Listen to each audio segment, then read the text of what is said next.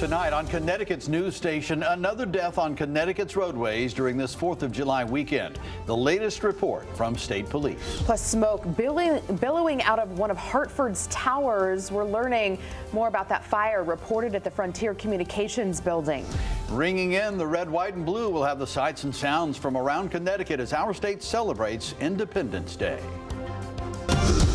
Now at 10, this is Fox 61, Connecticut's news station. And we begin tonight on the Weather Watch and the powerful storms that plowed through much of the state this afternoon.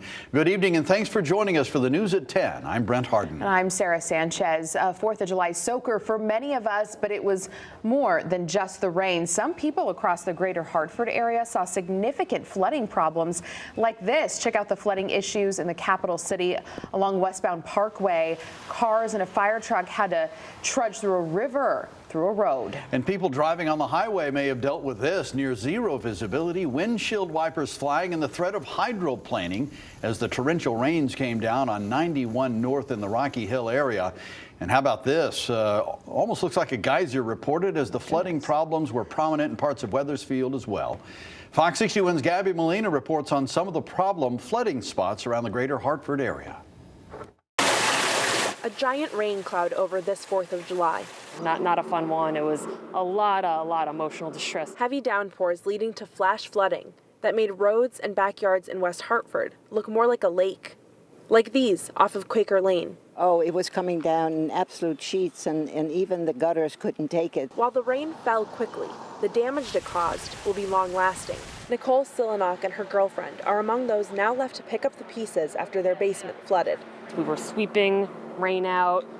We put our couch up on paint cans. Some stuff already got destroyed. It was a little too late. Our rug got completely destroyed. It was just a nightmare, really.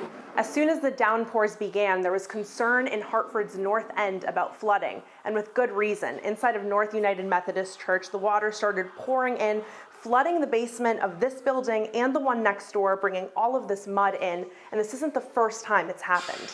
At least 3 times that we have had to renovate the space because of the flood. A day meant to be spent enjoying time off turned into an all-hands-on-deck effort to clean up.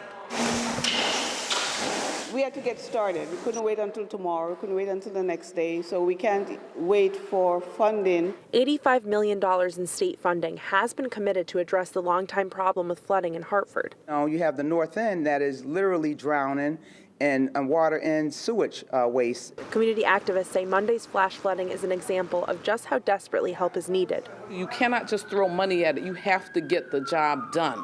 So we're looking for some action, immediate action. Reporting in Hartford, Gabby Molina, Fox 61, Connecticut's news station.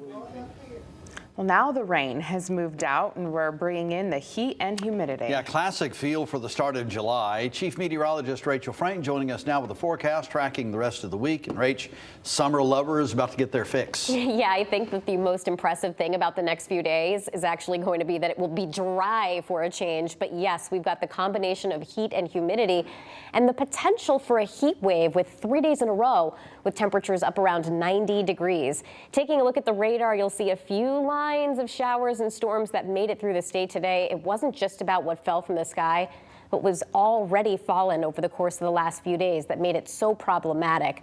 We are dry out there tonight, though. Visibility low in a few locations with areas of patchy fog. We're down to 3/4 mile visibility for Oxford and also for Monroe. It's because we have so much moisture in the air. We've got dew points in the upper 60s to right around 70, so we're all the way here at the top of the scale. Heading through the day tomorrow, though, rain not our issue, but the heat and humidity will be. Mostly sunny skies, a nice beginning with temperatures starting in the upper 60s to right around 70 degrees. And as we head through the afternoon, we'll see highs between 85 to right around 90 degrees. So nothing oppressive, but just enough to remind you of what summer usually feels like around here, and get used to the humidity. While the heat and the highest temperatures will really only be the next few days, the humidity will persist right through the weekend and even into early next week. We'll take a look coming up. Thank you, Rachel. Well, the weather put off the City of New Haven's fireworks show last night. So tomorrow night, people in the Elm City are hoping things will go off without a hitch. The city says the fireworks will fly around 9 p.m. tomorrow night. With all the changes to fireworks displays due to the weather, be sure you head to fox61.com for a list of the displays happening around the state and their new rain dates. You can also find that list on the Fox 61 News app. And while the rain might have put off some 4th of July plans in the west end of Hartford, the West End Farmers Market didn't let the weather dampen their spirits. Fox 61's DeAndrea Turner stopped by the market today, and she joins us now with their mission. DeAndrea. Well, it is a weekly market that comes to the west end of Hartford every Tuesday from June until October. Now, the organizer tells me that it doesn't matter if it's rain or shine or even the 4th of July, they'll be there every single Tuesday. You know, we're here to feed the people, and that's what we hope to do. 20 seasons later, the goal remains the same for the West End Farmers Market.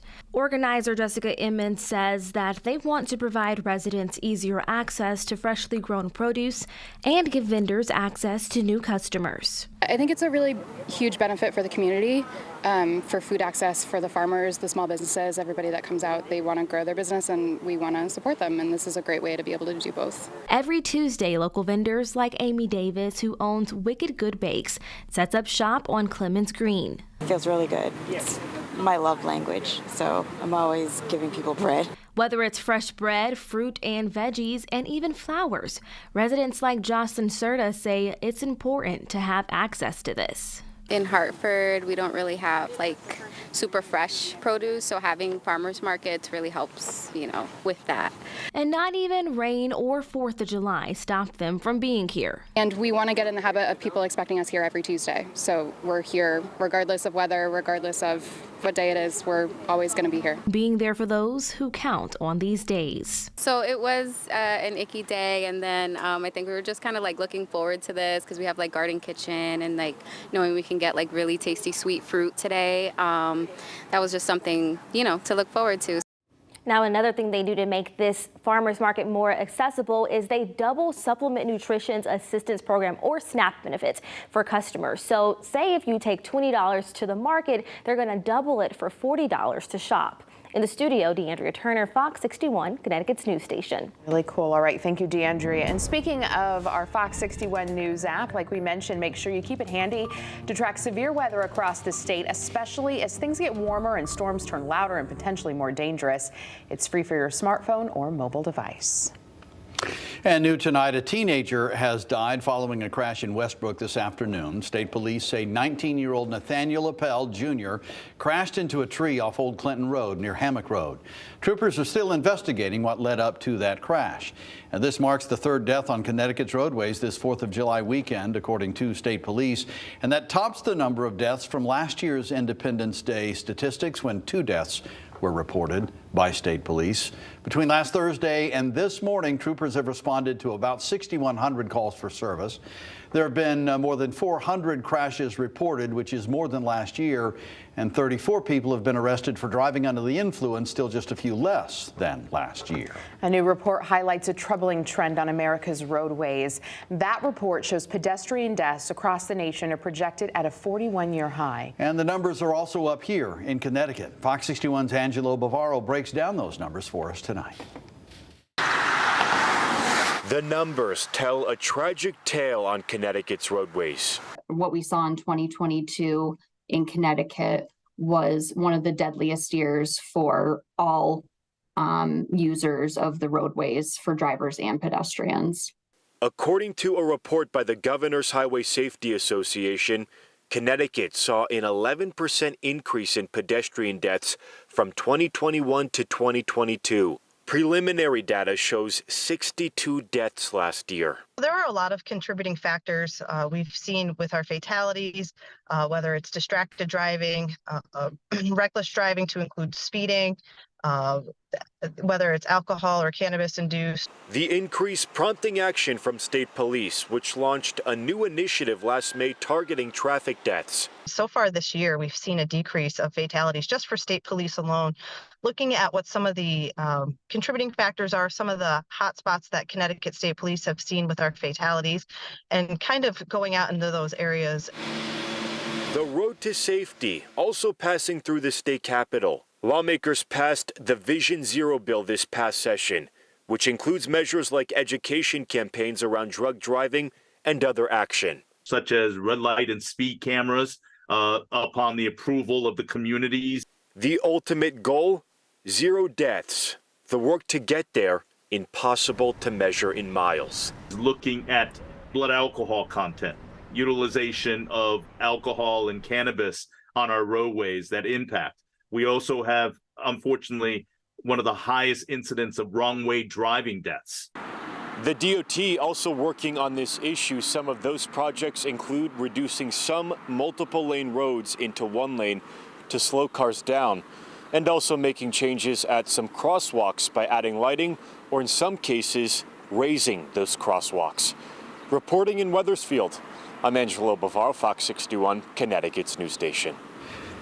Angelo, thanks. Firefighters are still investigating the cause of a fire that happened inside the Frontier Communications building in downtown Hartford. Fire crews arrived on scene this afternoon along Trumbull Street and found smoke pouring out of the building.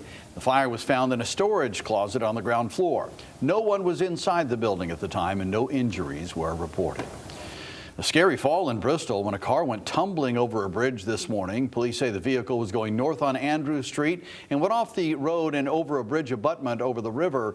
2 people were rescued from the vehicle and were said to be conscious and alert when they were sent off to the hospital. There's no word yet on what caused them to crash. And back to Hartford, a car went careening into a pillar outside a church. This happened outside the St. Lawrence O'Toole Church on New Britain Avenue. Even though the car flipped onto the driver's side, the driver got out safely and didn't report any injuries. The man accused in a deadly shooting this week in Hartford is scheduled to go before a judge tomorrow. Jordan Green was arrested Monday night for a deadly shooting on Prospect Avenue. Police say he shot Gregory Betsy multiple times early Monday. Betsy died at the hospital. Green faces a slew of charges, including murder.